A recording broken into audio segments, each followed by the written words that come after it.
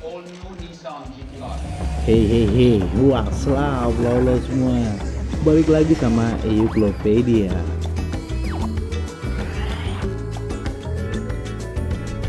By the way, pernah kebayang kagak kalau seorang CEO yang dikenal luas di dunia otomotif jadi seorang buronan? Nah, di sini nih Euk bakal ceritain kisahnya hanya di Euklopedia. So, sebelum Euk lanjut nih, ada baiknya lau semua pencit tombol ngeknok, terus jangan lupa di subscribe biar Euk makin hot kontennya.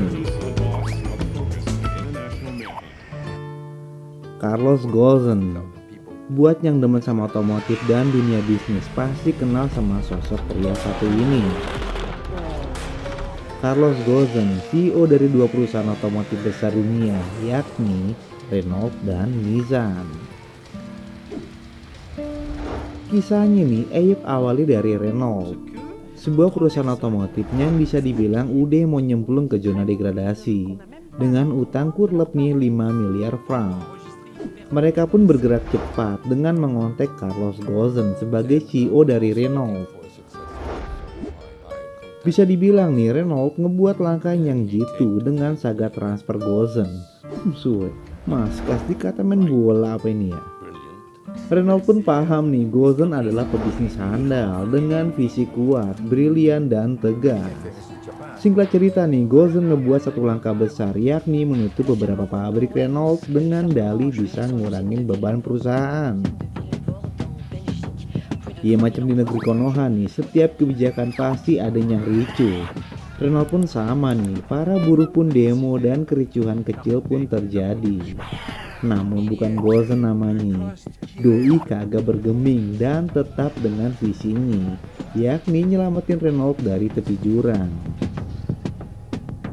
Benar adanya ini, keputusan doi itu ngebuat Renault yang tadinya berutang jadi perusahaan otomotif yang sehat dan cukup diperhitungkan di Eropa.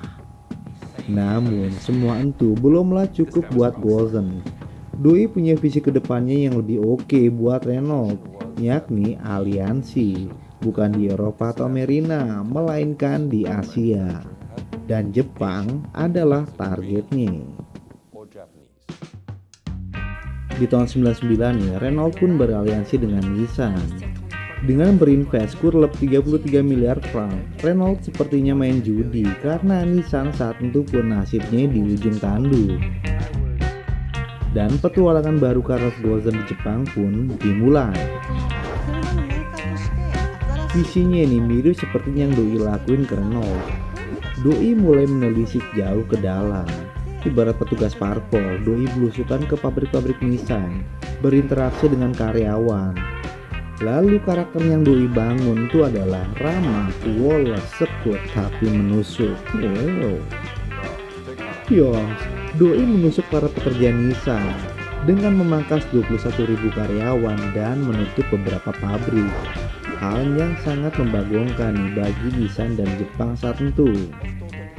Berbeda halnya dengan yang terjadi di Perancis. Di Jepang, para karyawan berdemo dengan santuy dan penuh tata krama. Hanya yang terpilih yang bisa kerja bareng Ghosn. Di Nissan, gaya otoriter Ghosn seperti nggak tersentuh. Baginya menghalangi bakal disekut. Dan itu berlaku juga buat beberapa petinggi Nissan. Sepak terjang doi yang lugas akhirnya bisa ngebangun singa tidur. Dan Nissan kembali menjadi sebuah perusahaan yang sehat. Lalu Ghosn, namanya makin melambung kayak tendangan Lukaku. Kenapa jadi bola lagi nih? Mas, selepat juga matanya. Nama Ghosn makin dikenal santer Jepang. Doi serasa kaisar di dunia otomotif. Itu bisa dilihat saat Nissan munculin R35 GTR di tahun 2007 di Tokyo nih. Disitulah Ghosn jadi tokoh yang paling ditunggu para jurnalis. Dan saking tenarnya nih, sampai-sampai manga doi pun hadir di Jepang. Namun setiap kemajuan nih pasti ada sisi negatifnya. Ghosn pun mulai bertingkah layaknya Algojo di Renault. Doi ngebuat sistem kerja yang akhirnya ngebuat banyak pekerja stres lalu bunuh diri. Atas kejadian itu, Renault pun diputuskan bersalah.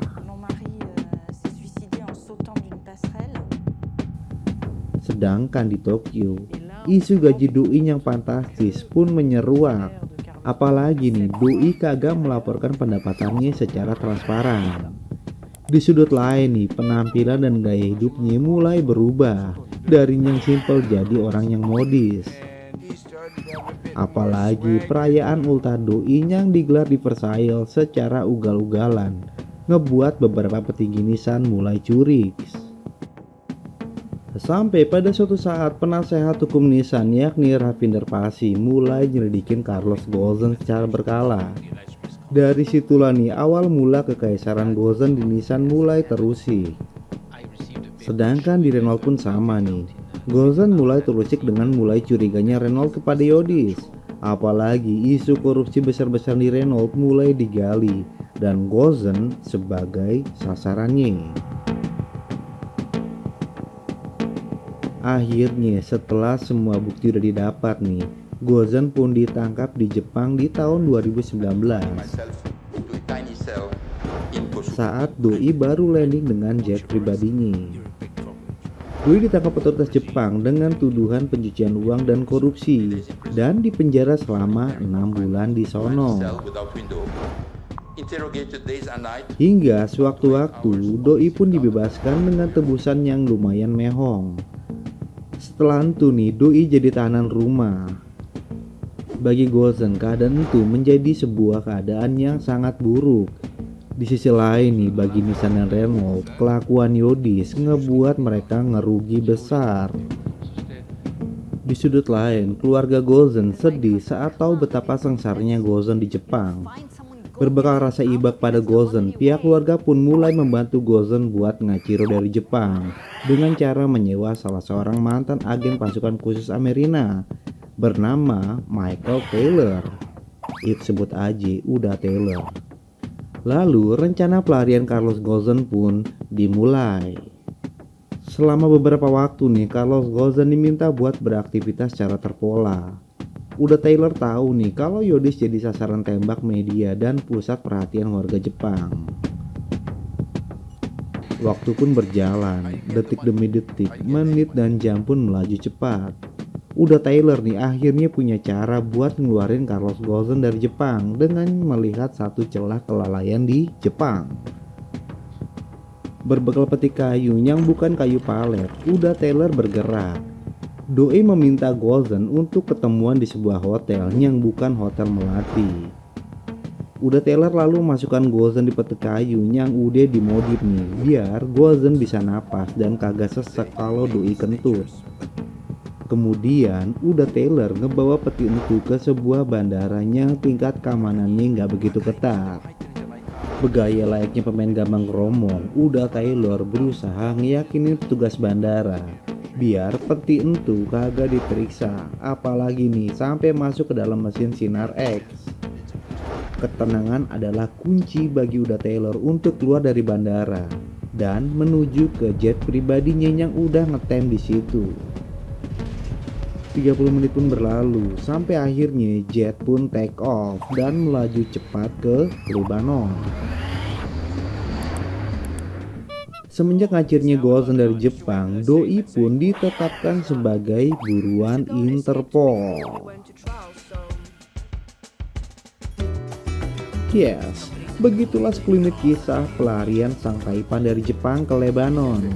Pelarian yang bisa dikatakan sangat berani dan di situ Ghosn membuktikan kalau doi emang laki bukan lekong. Ya uslah, segitu aja yang Iyuk bisa ceritain tentang Carlos Ghosn. Iyuk pamit dulu aja dan bye bye. Ciao. Until now, nobody knows for sure if he did anything actually illegal.